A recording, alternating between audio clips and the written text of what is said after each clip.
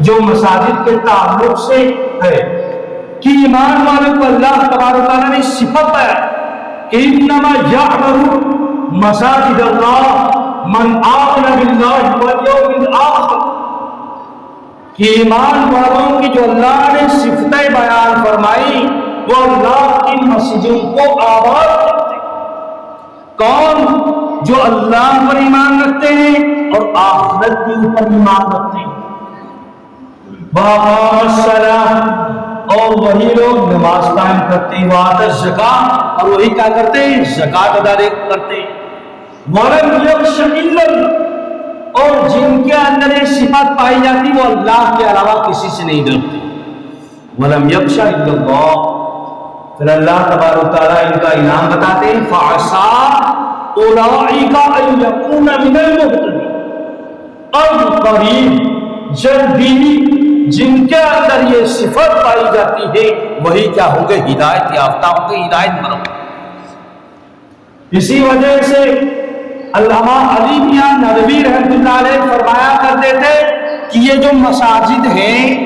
اور مساجد کے اندر جو چلنے والے تھوڑے تھوڑے مکتب ہیں چھوٹے چھوٹے، یہ مکتب مسلمانوں کے لیے ان کے اسلام، ان کے ایمان کی بقا کی ضمانت ہے۔ آج عالم اسلام کے موجودہ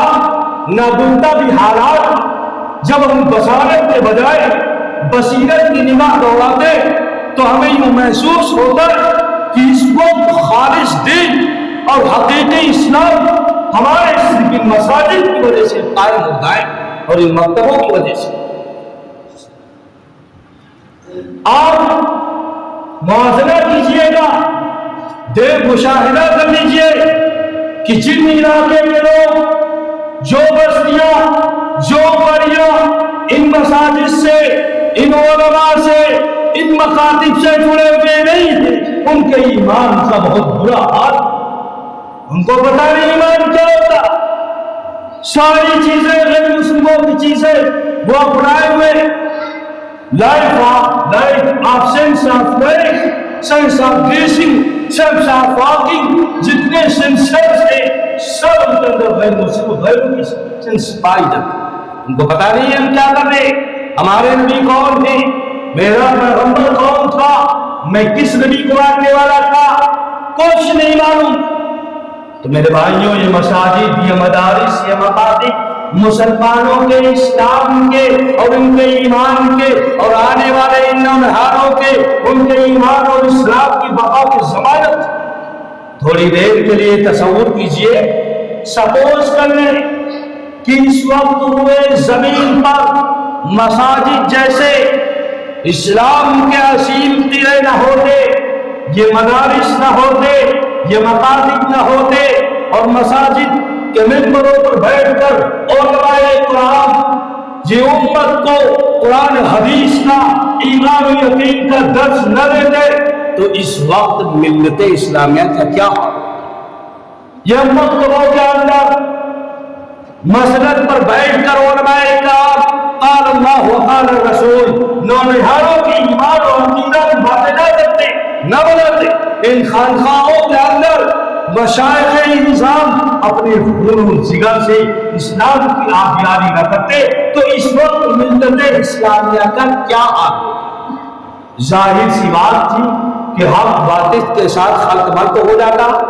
حلال کے نام سے حرام کی ترویج ہوتی، روشن خیالی اور ترقی پسندی کے نام سے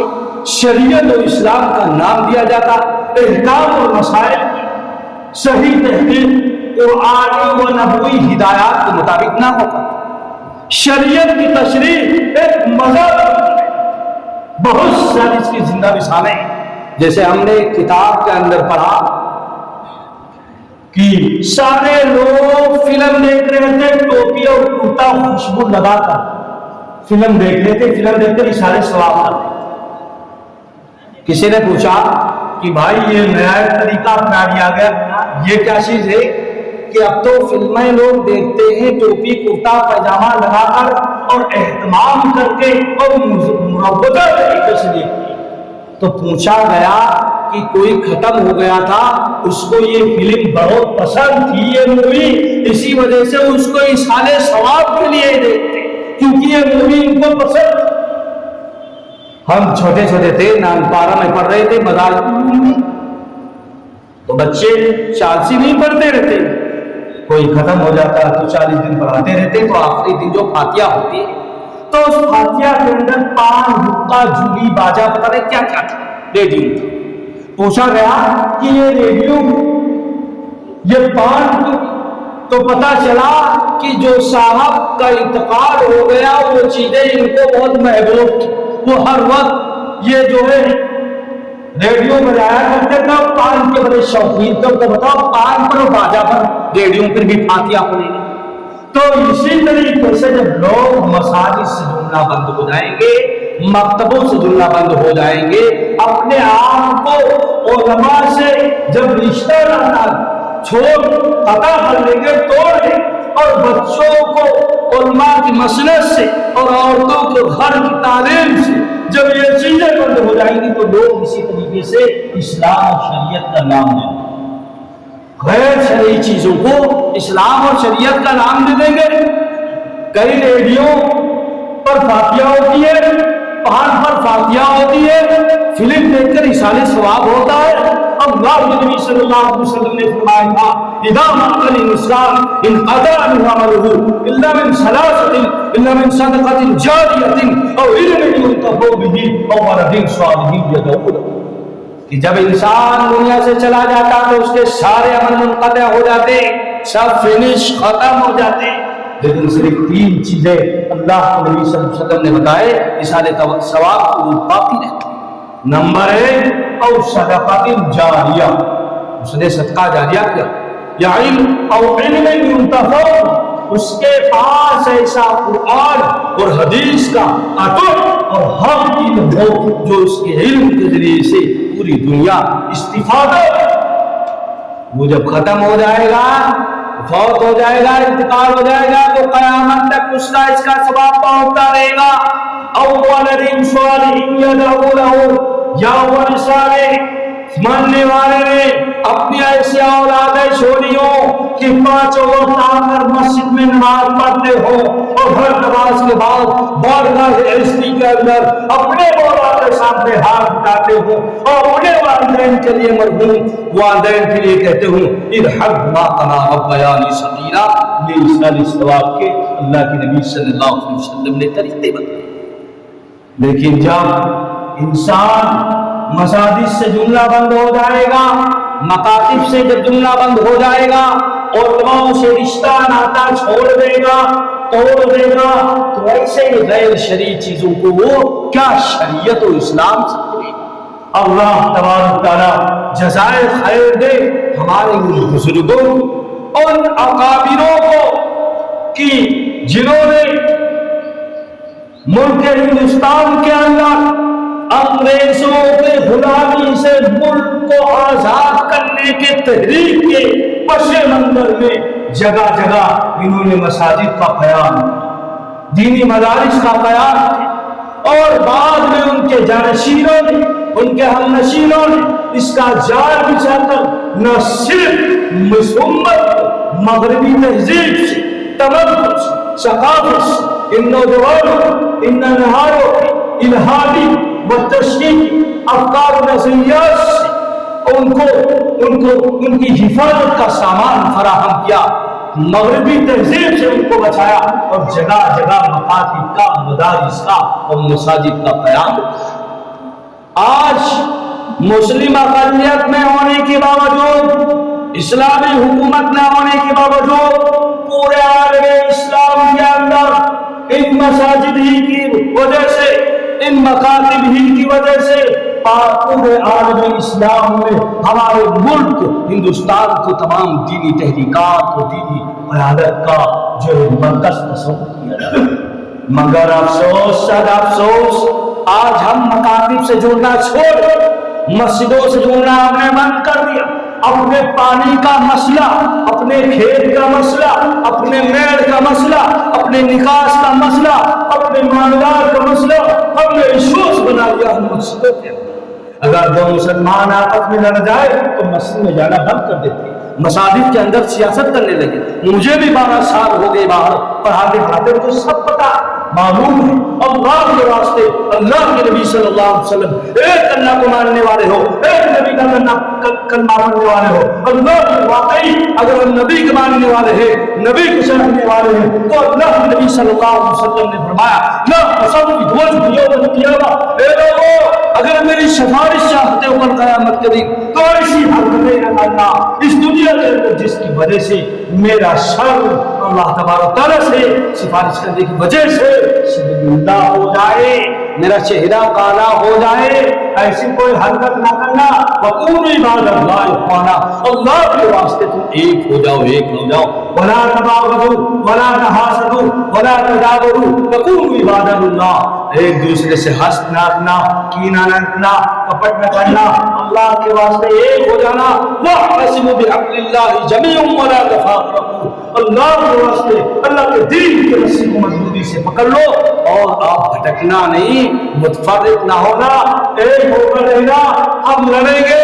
سب کچھ کریں گے، کینہ کپٹ ہو جائے گا، ہمیں ہو جائے گا، لیکن ہم دین و دین پر ایک دین کے لیے، ایک نبی کے لیے، ایک اللہ کے لیے، ان مساجد کے لیے، ان مدارس کے لیے انشاءاللہ اپنی جان کی قربانی دے دیں گے۔ کیا کر دیں گے؟ جان کی قربانی دیں گے۔